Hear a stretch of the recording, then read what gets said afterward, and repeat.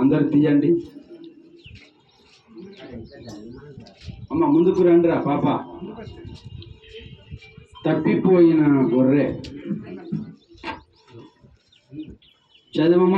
మత్తయి సువార్త 18వ అధ్యాయము.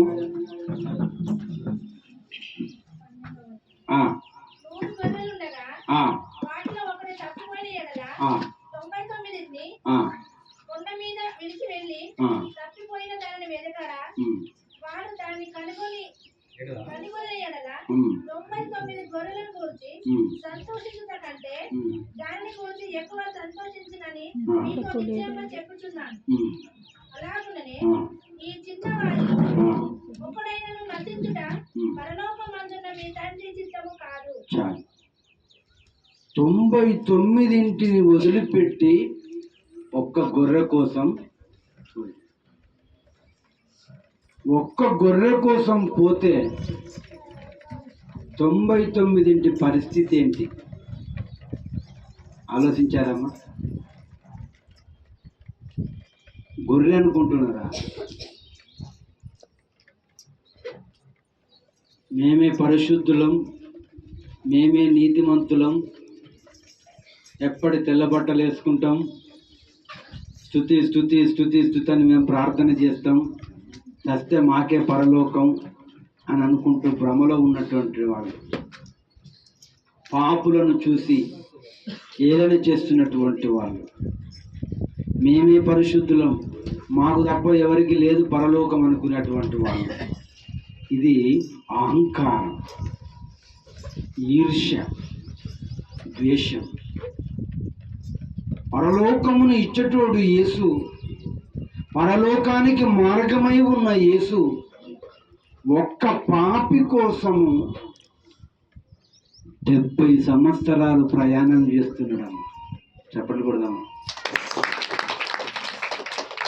ఒక్క పాపి మారటానికి యేసు 70 సంవత్సరాలు ప్రయాణం చేస్తున్నాడు. మనిషి బ్రతుకు కాలం అంతా ప్రయాణం చేస్తున్నాడు. నీవు మారేంత వరకు విడువడు, ఆయన సన్నిధిలోకి వచ్చేంత వరకు విడువడు.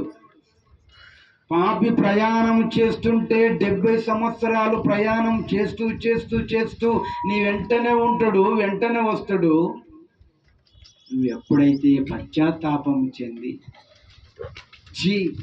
ఈ లోకం వద్దు, ఈ బ్రతుకొద్దు, ఈ పాప జీవితం వద్దు అని దేవుని వైపు ఎప్పుడైతే ఇలా తిరుగుతావో యేసు ఇక్కడే ఉంటాడు. చూసారా? అబ్బా, ఇన్ని సంవత్సరాలకైనా నా వైపు తిరిగావు, నా వైపు వచ్చావు, నా సన్నిధికి వచ్చావు. అందుకే ఒక పాపి మారు మనసు పొందితే సంతోషం ఎక్కడమ్మా? ఒక పాపి కోసం, ఒక గొర్రె కోసం 70 సంవత్సరాలు ప్రయాణం చేస్తున్న యేసు మనసు మార్చుకోవాలని తపన పడుతున్న యేసు.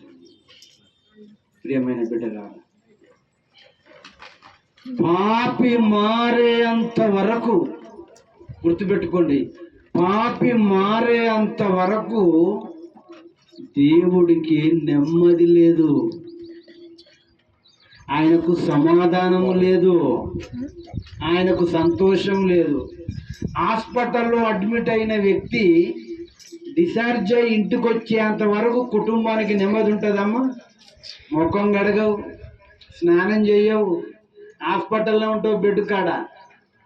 డాక్టర్లు వచ్చి ఆరోగ్యం కుదుటపడ్డది, అన్ని రిపోర్ట్లు నార్మల్గా వచ్చాయి, మీరు డిశ్చార్జ్ చేసుకొని ఇంటికి వెళ్ళొచ్చు అంటే అప్పుడు ఊపిరి పీల్చుకొని సంతోషంగా ఇంటికి వస్తాం.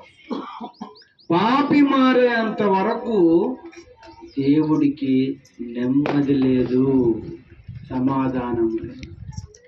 ఎప్పుడైతే పశ్చాత్తాపము చెంది మారు మనసు పొంది దేవుని వైపు తిరుగుతావో అప్పుడు ఆయన సంతోషపడతాడు. 99 ఎందుకు వదిలిపెట్టాడు?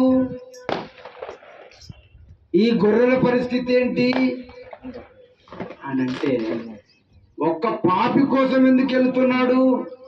ఒక గొర్రె కోసం ఎందుకు వెళుతున్నాడు? ఈ 99 ఆయన కంచె ఉన్నది, ఆయన కాపుదల ఉన్నది, ఆయన కృప ఉన్నది.